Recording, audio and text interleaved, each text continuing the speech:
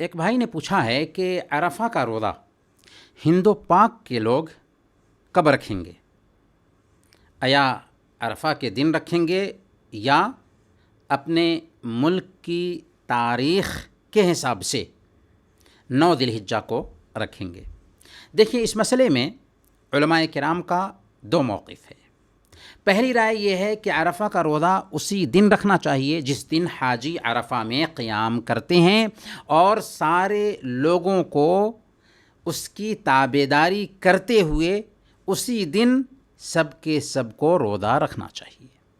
اسی کے قائل سعودی عرب کی فتویٰ کمیٹی ہے، مصر کی فتویٰ کمیٹی ہے، اور شیخ عبد الرحمن السحیم اور دوسرے علماء ہیں۔ علماء کرام کا دوسرا موقف یہ ہے کہ یوم عرفہ ذی الحجہ کی 9ویں تاریخ ہے، اور ہر ملک کی اپنی اپنی رویت ہوگی۔ اسی کے قائل شیخ محمد بن صالح العثیمین، شیخ ابن جبرین، دکتور احمد الحجی الکردی اور بہت سارے اہل علم ہیں۔ اس ناحیہ سے ہندوستان اور پاکستان کے لوگ عرفہ کا روزہ اپنے ملک کی ہجری تاریخ کے اعتبار سے 9 ذی الحجہ کو رکھیں گے، اور یہی قول بہتر اور راجح معلوم ہوتا ہے، کیونکہ مطالع کا اختلاف مسلم ہے۔ ہند و پاک کے مطلع اور سعودی عرب کے مطلع میں اختلاف پایا جاتا ہے۔ اس لیے ہند و پاک کے لوگ جیسے رمضان کا روزہ اپنے مطلع کے حساب سے رکھتے ہیں، ویسے ہی عرفہ کا روزہ بھی اپنے مطلع کے حساب سے یعنی 9 ذی الحجہ کو رکھیں گے۔ اور حدیث میں جو کہا گیا ہے کہ صیام و یوم عرفہ یعنی عرفہ کے دن کا روزہ، تو اس روزہ کا تعلق حاجیوں کے عرفہ میں یا مقام عرفات میں ٹھہرنے سے نہیں ہے، بلکہ ذی الحجہ کی 9 تاریخ سے ہے۔ اس لیے یہ روزہ حاجیوں کے لیے مشروع نہیں ہے، بلکہ غیر حاجیوں کے لیے مشروع کیا گیا ہے، یعنی عرفہ کا روزہ غیر حاجیوں کے لیے مشروع کیا گیا ہے، جو یہ روزہ اپنے ملک کے مطلع کے اعتبار سے رکھنے کے پابند ہوں گے۔ سنن ابی داؤد کی ایک روایت میں صراحت بھی آئی ہے کہ ان رسول اللہ صلی اللہ علیہ وسلم کان یصوم 9 من ذی الحجہ، کہ اللہ کے رسول صلی اللہ علیہ وسلم ذی الحجہ کے پہلے 9 دن تک روزہ رکھتے تھے۔ اس سے بھی پتہ چلتا ہے کہ اس روزہ کا تعلق ذی الحجہ کی 9 تاریخ سے ہے، نہ کہ عرفات میں ٹھہرنے سے ہے۔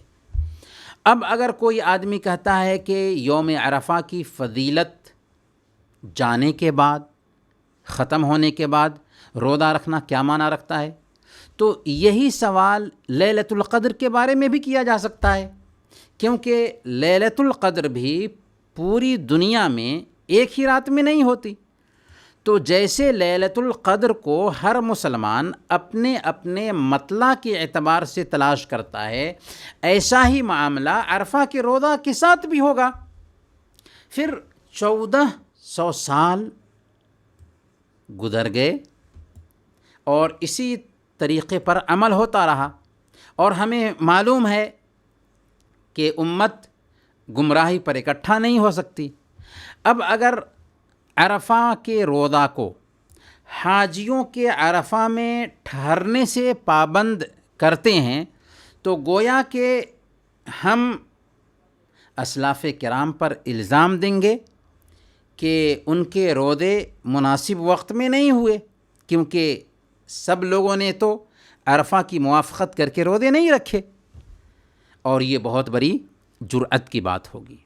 اصل معاملہ یہ ہے کہ ہمارا دین چونکہ آفاقی ہے، تو اس کی عبادتیں بھی آفاقی طریقے سے ثابت ہوتی ہیں۔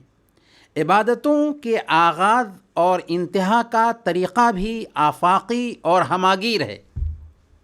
اسی لیے ہماری شریعت نے شاعر اسلامیہ کے آغاز اور انتہا کا مدار رویت ہلال کو قرار دیا ہے، چاند دیکھنے کو قرار دیا ہے۔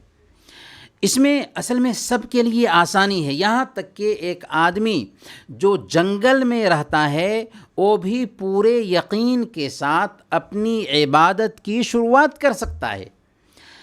شریعت کو دور جدید کے آلات انٹرنیٹ اور میڈیا کا پابند نہیں بنایا جا سکتا۔ شریعت ہر زمانے اور ہر جگہ کے لیے ہے۔ پھر اگر ہم مان لیتے ہیں کہ سب لوگوں کو وقوف عرفہ کے دن ہی روزہ رکھنے کا پابند بنا دیا جائے تو ان لوگوں کا کیا حال ہوگا جو لیبیا جیسے ملک میں رہتے ہیں، تونس جیسے ملک میں رہتے ہیں، مراکش جیسے ممالک میں رہتے ہیں؟ کیونکہ ان ممالک میں سعودی عرب سے ایک دن پہلے ہی چاند دکھائی دیتا ہے۔ آج عرفہ کا دن ہے اور ان کے لیے آج عید کا دن ہوگا۔ اب ایسی حالت میں ان کو عید کے دن روزہ رکھنے کا کیا پابند کریں گے؟ حالانکہ عید کے دن روزہ رکھنا حرام ہے۔ خلاصہ یہ سمجھیں کہ عرفہ کے روزہ میں سعودی عرب کی تابعداری نہیں کرنی چاہیے، بلکہ اپنے اپنے ملک کے مطلع کے حساب سے ذی الحجہ کی 9ویں تاریخ کو یہ روزہ رکھنا چاہیے۔ البتہ جیسا کہ عرض کیا گیا کہ عشرے ذی الحجہ میں کثرت سے روزہ رکھنے کا ہم ضرور اہتمام کریں، لیکن ہمارا روزہ وہی ہوگا جو 9 ذی الحجہ کو اپنے مطلع کے اعتبار سے ہم روزہ رکھیں گے، وہی عرفہ کا روزہ کہلانے والا ہے۔